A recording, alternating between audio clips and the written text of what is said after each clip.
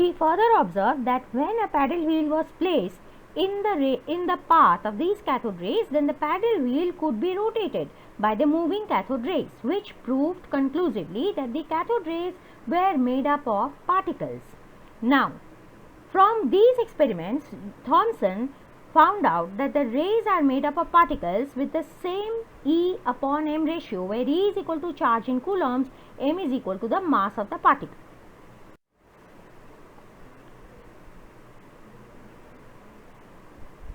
Using Millikan's oil drop method, it was further found that the charge on the particle of the cathode rays, or on an electron as they were called, was 1.6 into 10 raised to minus 19 coulombs.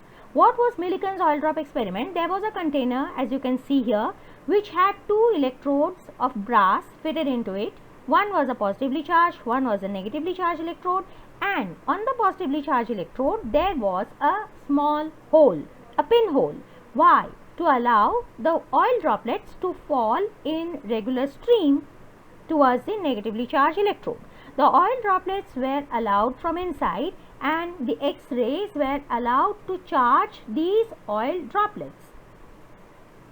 Through the telescopic piece, the velocity of these droplets were calculated.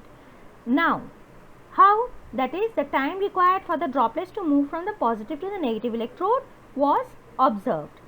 From this, Millikan found out that the charge on the electron was 1.6 into 10 raised to minus coulombs. Of course, he used several other formulas too. Thomson calculated the E by m ratio of the particles making the cathode rays, and from the charge of the electron calculated from Millikan's oil drop experiment, he found out the mass of the electrons.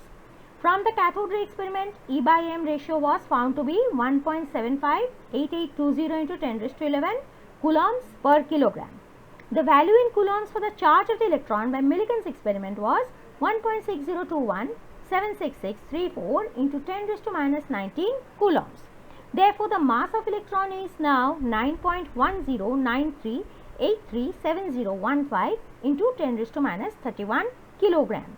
That is, if E by m is equal to so much and we need to find out m, then we have to divide this E by m, and we get the value of m, that is a mass of electron. Then what were the limitations of Thomson's model? The limitations of Thomson's model were that he had said that there were negatively charged electrons embedded in a positively charged mass.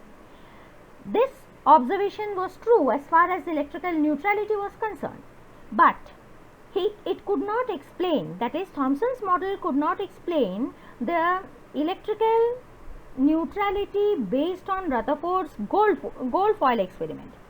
So, it explained just that an atom is electrically neutral. It could explain only that much, but it did not explain the results of Rutherford's gold foil experiment, which we will soon study. Neither could it explain the nature of the atomic spectrum which was observed by scientists for different atoms. Why were the lines of the spectrum present in the spectrum, or why were the lines observed in an atomic spectrum? Now, Rutherford, in order to check Thomson's model of atom and distribution of the positive charge, or find out where exactly the positive charge is located, he performed an experiment which was called the gold foil experiment. He took a thin gold foil and he placed it surrounded by a zinc sulfide fluorescent screen which would fluoresce when light would fall on it. He bombarded this foil by means of alpha particles.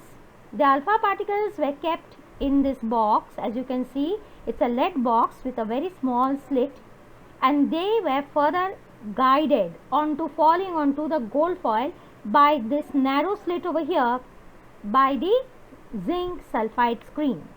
So there were two slits, one on the box of the lead box and the other one was on the screen, that is a zinc sulfide screen, and then this narrow beam of alpha particles was made incident on the gold foil.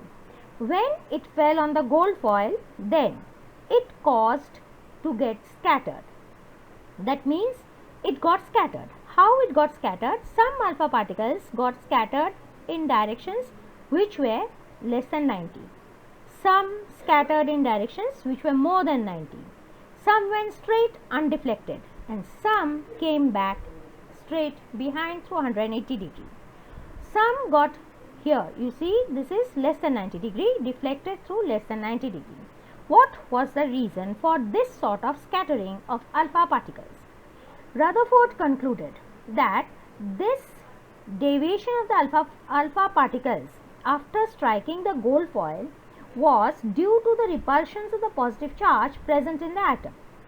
That the positive charge is present in the center is shown or is concluded upon by the deflection of few of the alpha particles straight through 180 degree.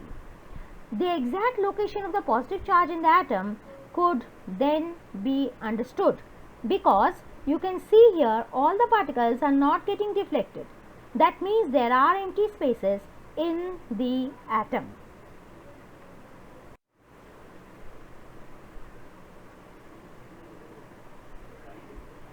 So what were his observations?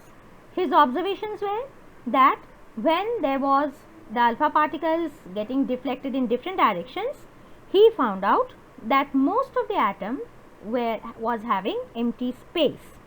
The major positive charge is located at the center of the atom and the electrons must be revolving around the positive charge at the center.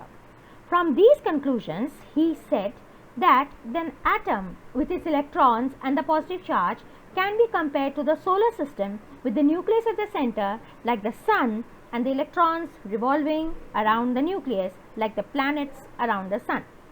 But there the force of attraction was the force of gravity between the sun and the planets and also between the planets themselves.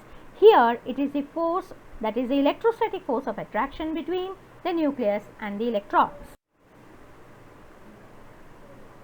What then were the limitations of Rutherford's model? The limitations of Rutherford's model was that since he said that the electrons are moving around the nucleus in orbits or in definite paths, then we can conclude that from the electromagnetic theory, if a charged body moves around another charged body, then it is bound to lose its energy and ultimately lose all its energy and fall into the nucleus. If that happens, then atom will cease to exist, which means matter will cease to exist. But that is not true because atoms are stable. Besides, the other facts that could not be explained by Rutherford's atomic model was that the line spectrum of elements which was studied later could not be explained if we assume this model of rotation of electrons around the nucleus. Because then we should expect that instead of lines we should be having continuous bands because the electrons are continuously moving around the nucleus and in elliptical orbits or circular orbits or whatever orbits they are, due to the Coulombic force of attraction, they are definitely having some trajectory which is circular in nature, but they are continuously moving. So these were the two main objections to Rutherford's model. First, that the atom will cease to exist because it violates the electromagnetic theory that if a charged particle moves around another charged particle, then it will very soon lose its energy and collapse into the center of that other particle. And second, it could not explain the hydrogen line spectrum, the emission spectrum of hydrogen, which is observed to be a line spectrum rather than band spectrum as expected from his model. So from this Rutherford's model, one thing became clear, that there is some positive charge inside the atom which is located at the center. Now, if electrons moved around the nucleus like the planets around the sun, we said then there should be a continuous spectrum which was not observed. That is, he could not explain why band spectrum was not observed for atoms, for the emission spectrum of atoms. So his model could not be accepted, it was discarded. In 1886, Goldstein studied the observations in cathode ray experiments further.